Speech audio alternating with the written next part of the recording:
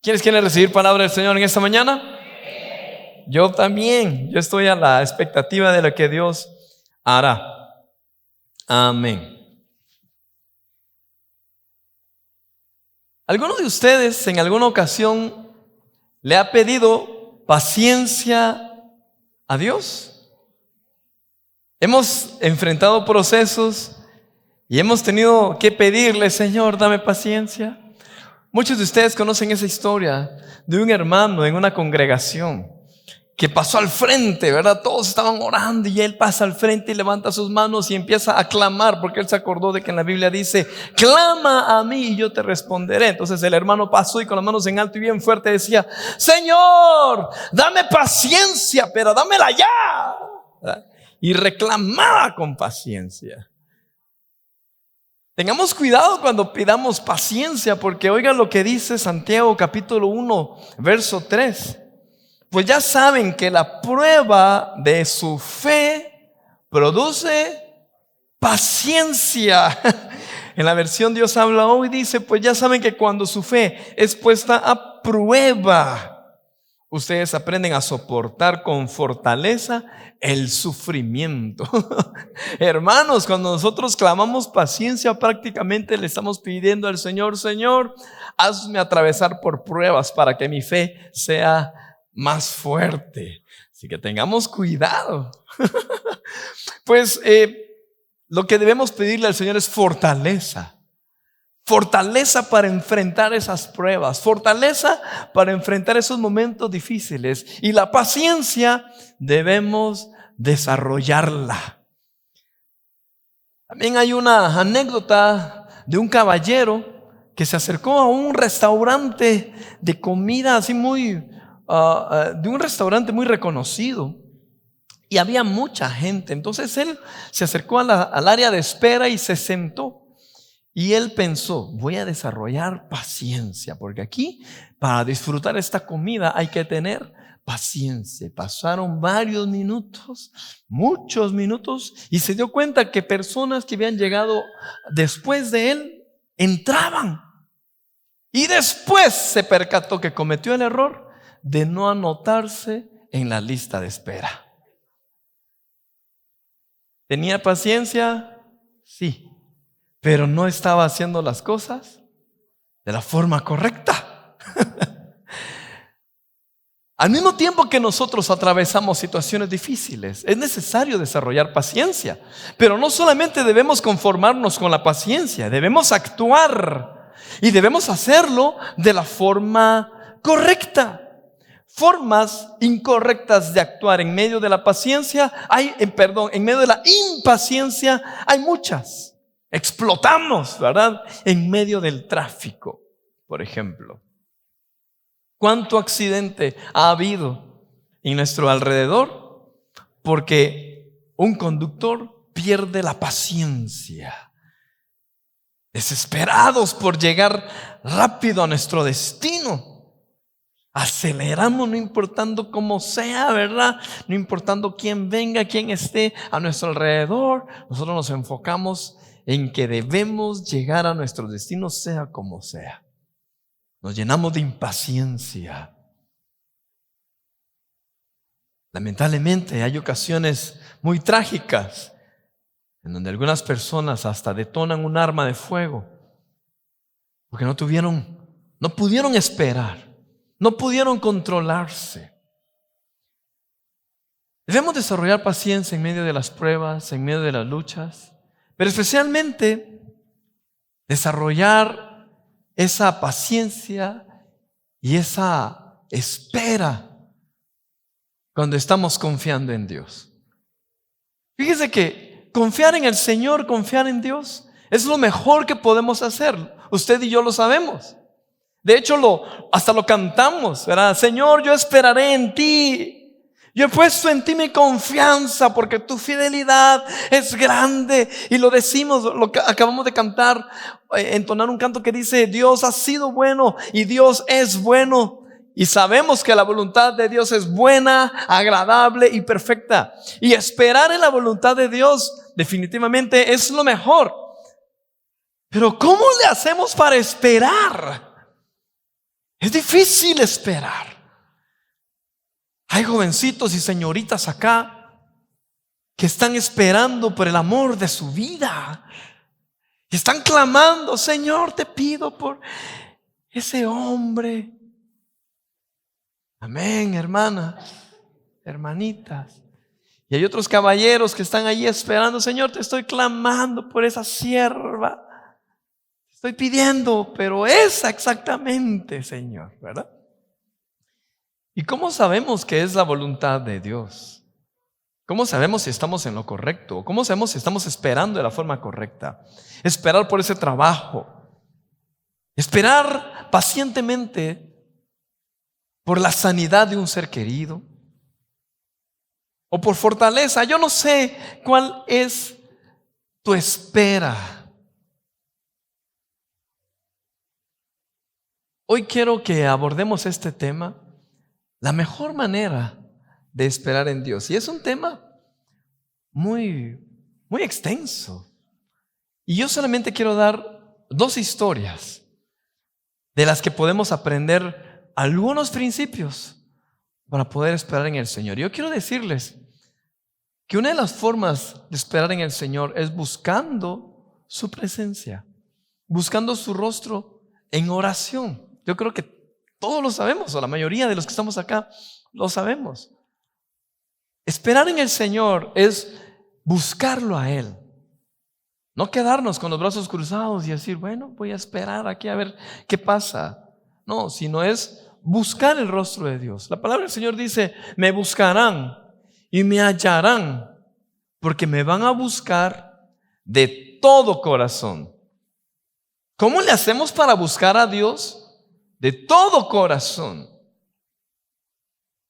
Una de las formas de buscar a Dios es en ayuno y oración.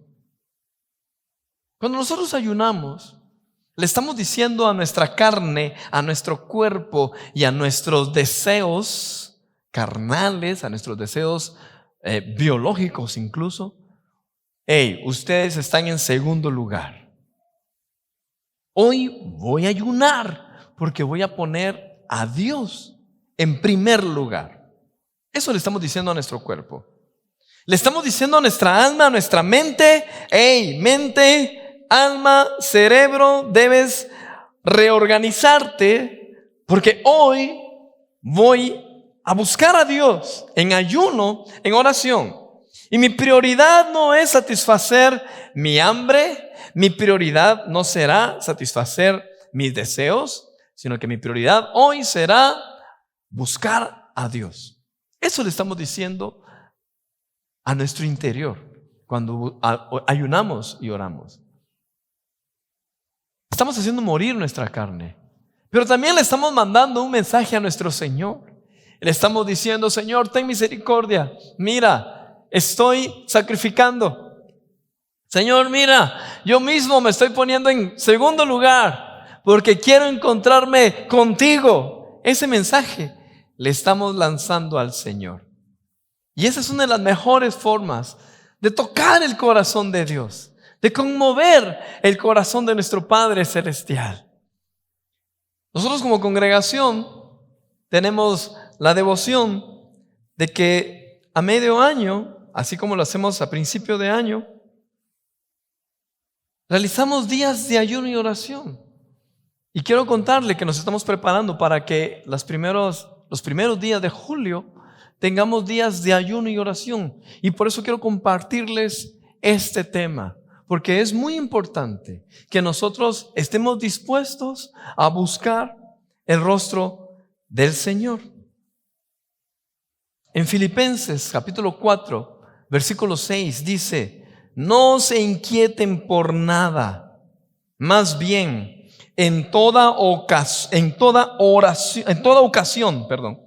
con oración y ruego, presenten sus peticiones a Dios y denle gracias. Hay personas que tienen la mentalidad de decir, ¿verdad? Dios ya conoce. Es que Dios ya sabe lo que yo necesito. ¿Para qué se lo voy a pedir? Si la Biblia dice que antes de que mis palabras salgan de mi boca, Él ya las conoce. Y es cierto, sí, Dios conoce nuestro corazón.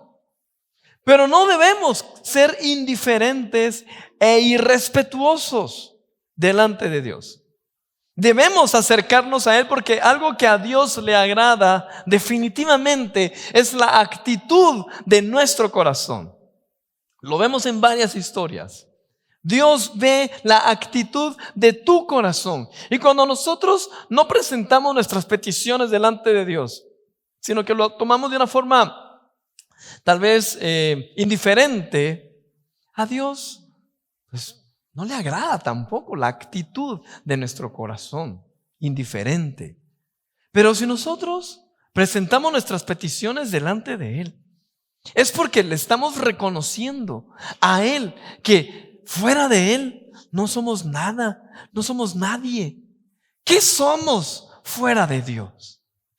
Podemos presentar nuestras peticiones delante del Señor porque nuestra vida depende de Él. Así que Él se agrada cuando tú y yo presentamos peticiones con paciencia, esperar con perseverancia, y aquí dice en toda ocasión, y que no nos inquietemos. En Proverbios capítulo 8, verso 17 dice: a los que me aman les correspondo, dice Dios. A los que me buscan me doy a conocer. En Jeremías 33:3 dice: clama a mí y te responderé y te daré a conocer cosas grandes y ocultas que tú no conoces. Buscar a Dios y clamar a Dios no le corresponde a un grupo selecto de personas. No es para un grupito pequeño. No es para algunas personas que llenan ciertos requisitos. Quiero aclarar esto. No, tampoco. Esto es para todos. Toda persona que quiera acercarse a Dios, el requisito es que tenga fe. Es lo que dice la palabra del Señor en Hebreos.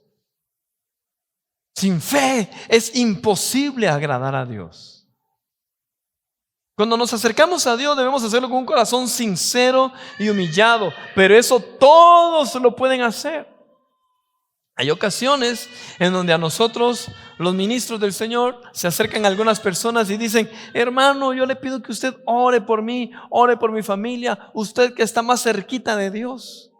¿Verdad? ¿Saber por qué dirán así? Pero todos tenemos libre acceso al Padre por la sangre de Cristo Jesús. ¿Quiénes dicen amén? ¿Quiénes se deleitan y quienes dan gloria a Dios porque tenemos acceso a la presencia de Dios? Tenemos libertad para clamar a Dios con nuestra voz, con libertad.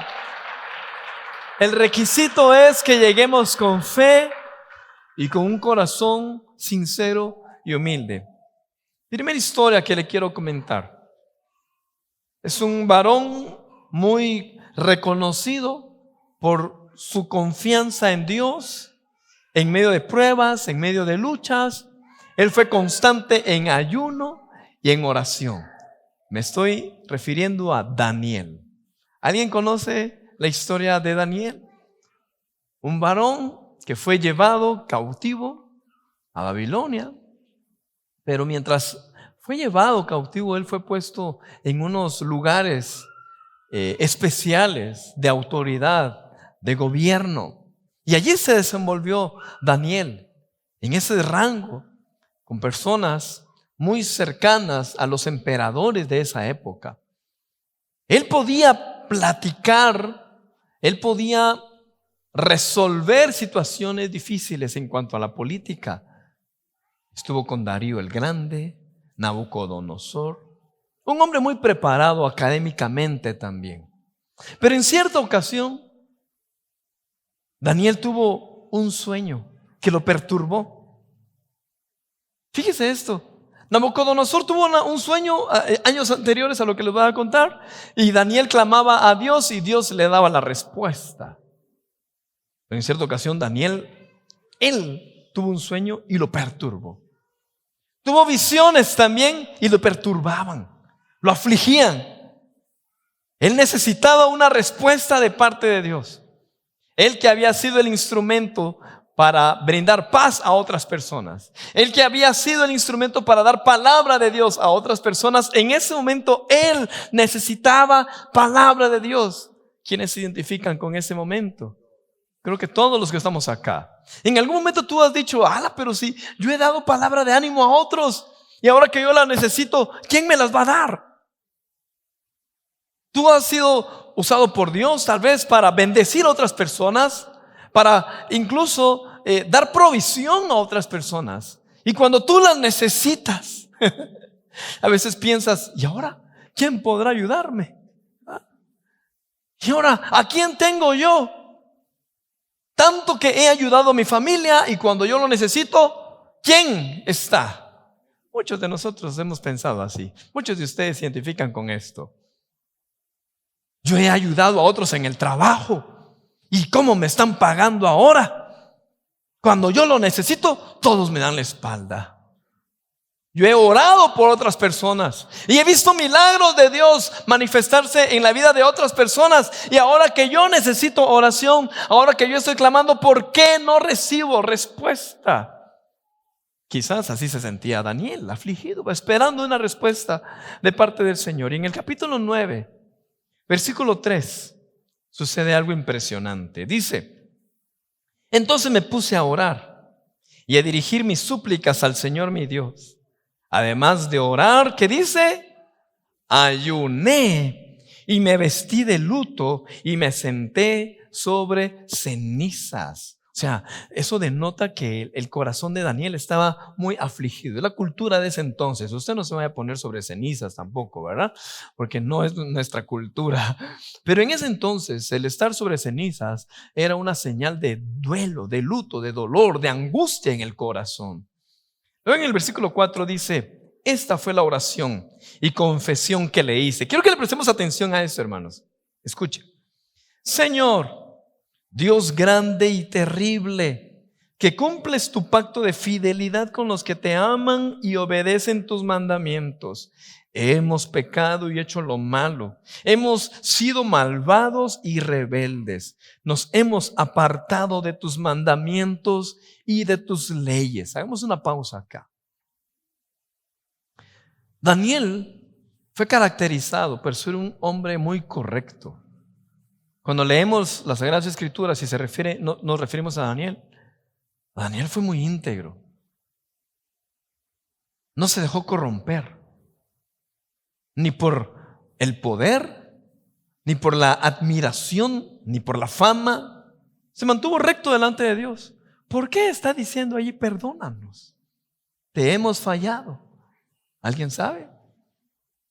Porque lo está haciendo en nombre de su pueblo. Él está hablando en nombre de toda la nación. Porque eso también era lo que a él lo afligía. Parte del sueño y de la revelación que él había recibido tenía que ver con juicio de Dios. Hermanos, cuando Dios nos hace atravesar pruebas difíciles, pensemos en que no es solamente un proceso para nosotros únicamente. Hay otras personas que se ven afectadas. Cuando tú atraviesas una situación difícil, tu familia también lo padece. Así como cuando nosotros también pecamos y fallamos delante de Dios, no somos solo nosotros los que sufrimos las consecuencias. Es nuestra familia, son nuestros seres queridos. Y hermano, allí es donde yo te animo a que tú tengas mucho cuidado. Cuando alguien piensa y dice: es mi vida y yo hago con mi vida lo que yo quiero, estás equivocado. No es tu vida. Número 1, tú le perteneces al Señor. Y número 2, tú estás ligado, estás amarrado a tu familia, a tus seres queridos. ¿Cuánto jovencito se ha expresado de esa forma y cae en drogas o en vicios, diciendo: esta es mi vida, pero toda la familia sufre las consecuencias? ¿Sí o no? Padres de familia angustiados, hermanos y seres queridos preocupados porque, ¿y ahora dónde está aquel? ¿O dónde está ella? ¿En dónde se quedó? Hay que irlo a traer. Hay que hospitalizarlo. Hay que darle comida. Hay que, etcétera, etcétera. Y con eso no trato yo de presionar ni de juzgar, pero solo quiero que seamos muy conscientes. Cuando un matrimonio está con problemas, con tensiones, no son solamente ellos los que sufren, es la familia entera. Y si hay niños, si hay hijos, son los que más van a sufrir. Por eso es importante que por nuestro lado, cada uno de nosotros busque la voluntad del Señor y procuremos hacer lo correcto. Y si tú estás haciendo lo correcto, si tú te estás preocupando por hacer las cosas bien, pues igual nos tenemos que preocupar por nuestra familia, por nuestros seres queridos, e incluso, como Daniel, por la nación. Una de las razones para ayunar y orar entonces es para clamar no solo por nosotros, sino por los demás. Tú puedes clamar por tu familia. Tú puedes clamar a Dios por tus hijos. De hecho, debes hacerlo. Si tú eres padre de familia y si tienes hijos, clama a Dios. Pero clama, ora, ayuna. Padres de familia que tienen aquí ya hijos adolescentes, ayunen y busquen el rostro de Dios para que sus hijos puedan guardarse sexualmente, académicamente, prepararse, etcétera, y que puedan ser personas de bien. Oren y busquen a Dios desde ya por el cónyuge de sus hijos. Y si ya son adultos sus hijos, pues siga clamando. Yo creo que mis papás siguen orando ahí por mí y ahora por mis hijos, ahora por sus nietos, ¿verdad? Oremos por nuestros padres.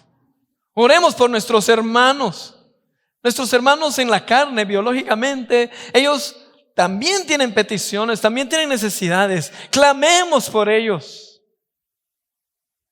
Y si es necesario, pidamos perdón por ellos. Señor, perdona a mi hijo. Señor, ten misericordia de mi hijo. Perdónalo, Señor. No te conoce, está apartado de ti. Señor, perdona a mis padres. Perdónalo, Señor, porque ellos han ofendido tu nombre y me han ofendido a mí. Pero es porque ellos están lejos de tus caminos. Ten misericordia. No les tomes en cuenta ese pecado. Hermano, cuando usted desarrolla esa capacidad de pedir por otros, ¡hala! Usted incluso como persona se vuelve una persona muy saludable. Su interior, usted ya no empieza a guardar rencor. ¿Por qué? Porque una persona que guarda rencor contra otro o que es muy vanidosa, envidiosa, no puede orar por otros. Algunos solo dicen: Señor, perdóname, ayúdame, bendíceme, ¿verdad? Por eso es que dice que son puras ovejitas, ¿verdad? Bendíceme, perdóname, provéeme, levántame. Y a los demás, que mire cómo salgan. No. Señor, ten misericordia de nosotros. Ten misericordia de mi casa. Ten misericordia de la iglesia, Señor. Ten misericordia del hermano que me debe, Señor. Tal vez él no tiene dinero y no tiene trabajo. Provéele para que me pague, Señor. Ten misericordia, Padre. Y usted empieza a orar allí, interceder por otros. Hoy es un día para interceder por Guatemala.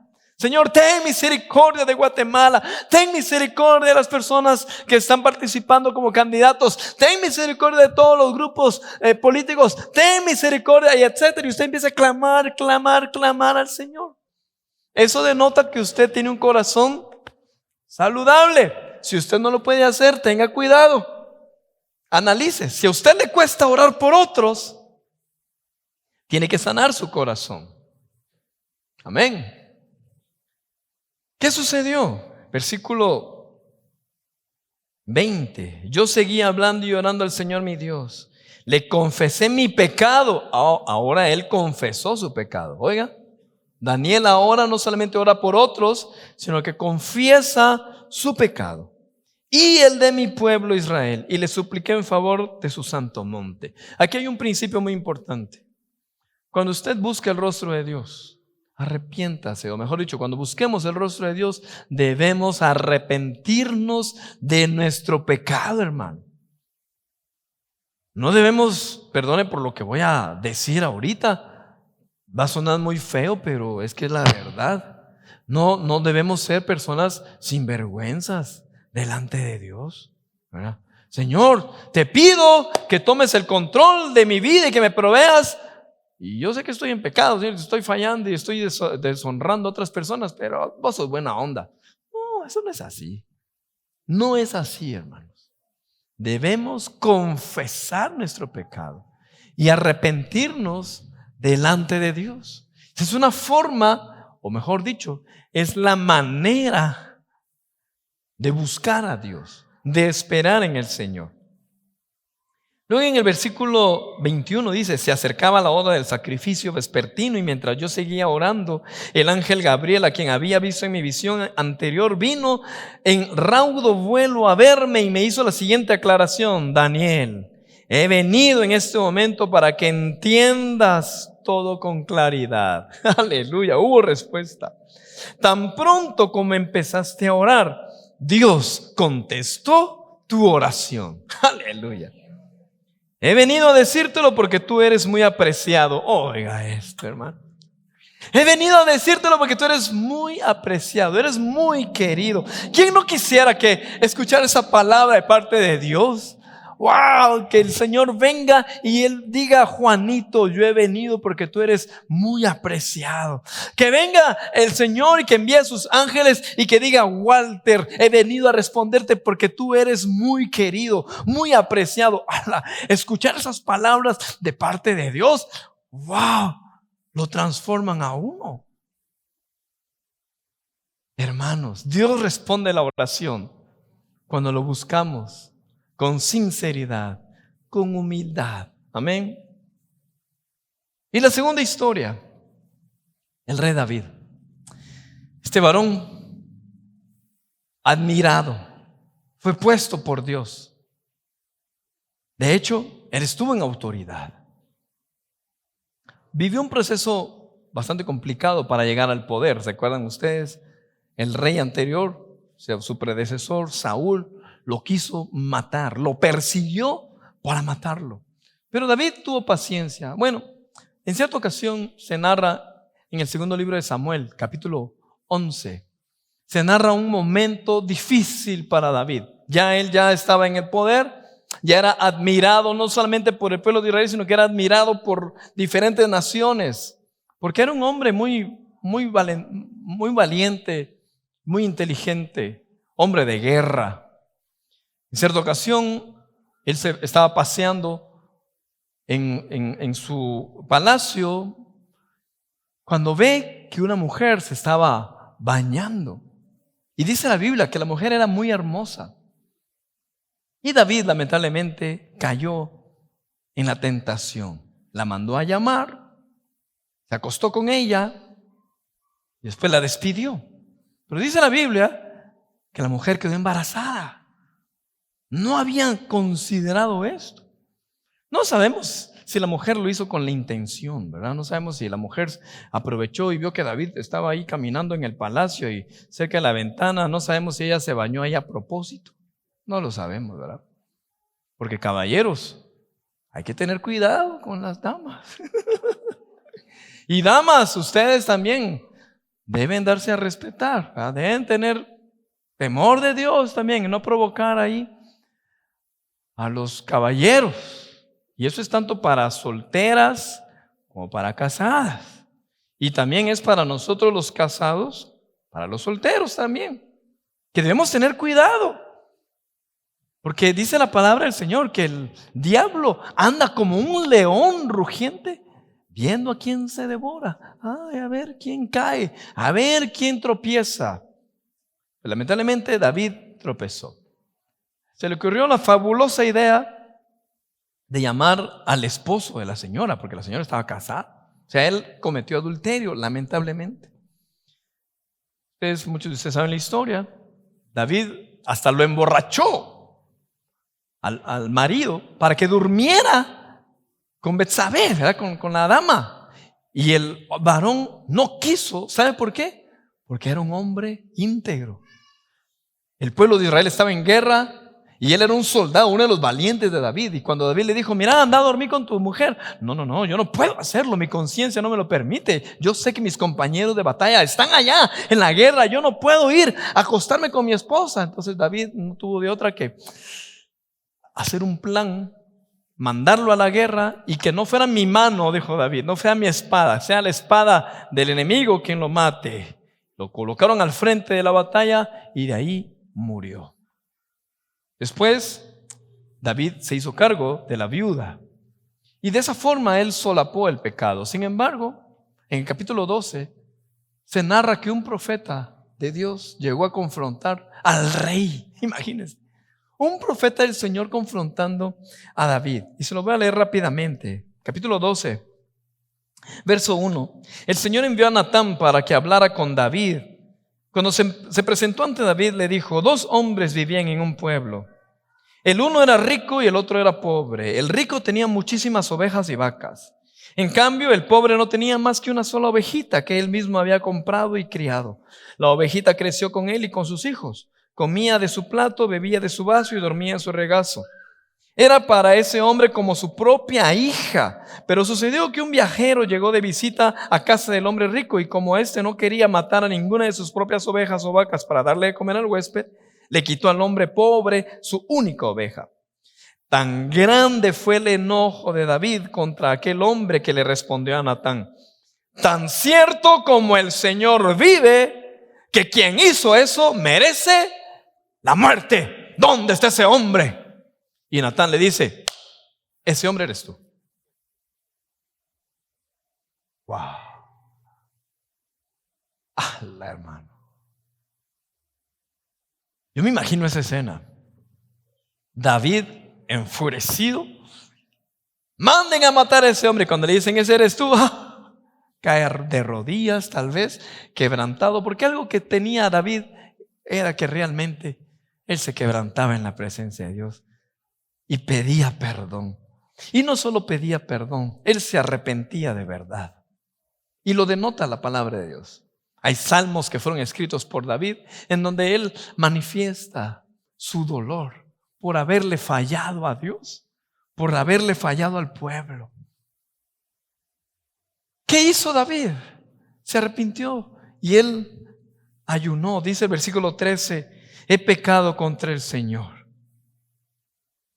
Y luego en el capítulo 20 dice que, David estuvo clamando y hubo una consecuencia. La consecuencia es que el niño que nació murió. Pero mientras el niño estaba en vida, David dice que clamó a Dios. Dice el versículo 16: David se puso a rogar a Dios por él. Ayunaba y pasaba las noches tirado en el suelo. Hermano, algunos de ustedes han vivido esos momentos de angustia. Yo recuerdo cuando nos dieron una noticia un poco mala en relación a Lemuel, cuando él estaba en el vientre. Yo me acuerdo que esa noche yo experimenté lo que muchos de ustedes han experimentado. Yo doblé mis rodillas como no lo había hecho. Doblarlas sí, ¿verdad? Regularmente. Pero mejor dicho, clamé a Dios como no lo había hecho antes. Lloré y le dije: Señor, ten misericordia. Pues tengo que serle franco, hermano, solo lo hice una noche. No fui muy perseverante, lo admito. Pero Dios hizo el milagro. Mire, Dios tan grande en misericordia. Yo sé que a muchos de ustedes, quiero aclarar, no ha sido la única noche de mi vida. Eso sí quiero aclararlo. Ahora, muchos de ustedes han clamado a Dios también. Han experimentado esos momentos de angustia. David lo hizo, y es lo que quiero hablar en este momento. Él ayunó, no comió. y buscó el rostro de Dios, se humilló y rogaba a Dios por un milagro. Quizás la oración de David era: Señor, perdóname, yo soy el culpable, yo cometí el error, ese niño no tiene la culpa, ten misericordia, Señor, levántalo, sánalo, levántalo, dale vida, Señor, yo he pecado, no ese niño. Quizás esa era la oración de David, no lo sabemos. ¿Y sabe qué sucedió? ¿Dios lo escuchó? Sí. ¿Pero qué sucedió? El niño murió. No sucedió como él esperaba, como él quería. Y dice la Biblia en el versículo 20: entonces David se levantó del suelo y enseguida se bañó y se perfumó. Ya cuando le dieron la noticia a David de que, bueno, de hecho ni se la dieron, él se dio cuenta de que estaban murmurando entre sus siervos que ya había fallecido el niño. David se levantó y enseguida se bañó y se perfumó. Luego se vistió y fue a la casa del Señor para adorar. Esto es tremendo, hermano. Quizás él en shock todavía, ¿verdad? Pero él tenía ánimo de hacerlo, no creo. Estaba triste, frustrado, pero él adoró. Después regresó al palacio, pidió que le sirvieran alimentos y comió. ¿Qué forma de actuar es esta?, le preguntaron sus oficiales. Cuando el niño estaba vivo, usted ayunaba y oraba, pero ahora que se ha muerto, usted se levanta y se pone a comer. Y David respondió: es verdad que cuando el niño estaba vivo yo ayunaba y oraba, pues pensaba: ¿quién sabe? Tal vez el Señor tenga compasión de mí y me permita que el niño viva. ¿Sabe por qué? Porque David conocía el corazón de Dios. David sabía, así como lo sabemos nosotros, que Dios se compadece de sus hijos. Dios tiene misericordia de nosotros. ¿Dios le concedió peticiones a David? Sí, en muchas ocasiones. ¿Por qué no esta? No lo sabemos, hermano. Podemos argumentar, podemos deducir, pero solo Dios sabe. Hermano, Dios ha respondido a tus peticiones en muchas ocasiones. Dios ha respondido a tu clamor en infinidad de veces. No vayas a reclamarle a Dios por no haberte respondido en una. Dios se ha manifestado a tu vida de formas poderosas infinidad de veces. Desde que tú naciste, Él ha tenido control de ti, control de tus situaciones. No le dé la espalda a Dios, sino no te amargues en tu corazón por una vez que Él no respondió como tú querías. Pero yo te aseguro que Él sí ha respondido. Dios sí te respondió en su infinita misericordia y en sus planes soberanos. Hermanos, busquemos el rostro de Dios en ayuno y oración, confiando en que su respuesta, su voluntad es buena, agradable y perfecta. ¿Puedes presentar tus peticiones delante de Dios? Claro que sí. Él se compadece, sí. Hay ocasiones en donde unos hombres, o particularmente un hombre, le pidió a Dios que le alargara la vida. ¿Dios lo hizo? Sí, lo hizo, lo concedió. Ponte de pie, por favor. Presenta tu petición delante del Señor en este momento. Dios es bueno, hermano. Dios es bueno. Dios conoce. Yo te animo a que desde ya estés con la expectativa de buscar el rostro de Dios y que estés a la expectativa de ver el mover de Dios como nunca antes lo has visto. Pero también te invito a que te propongas buscar a Dios como nunca antes lo has hecho. ¿Quieres ver el poder de Dios manifestarse en tu vida como nunca antes lo has visto? Busca al Señor como nunca antes lo has hecho. Clama a Dios. Él te va a responder. Quizás en este momento no tienes una petición específica, una necesidad grande por ti, pero sí hay personas a tu alrededor que la tienen.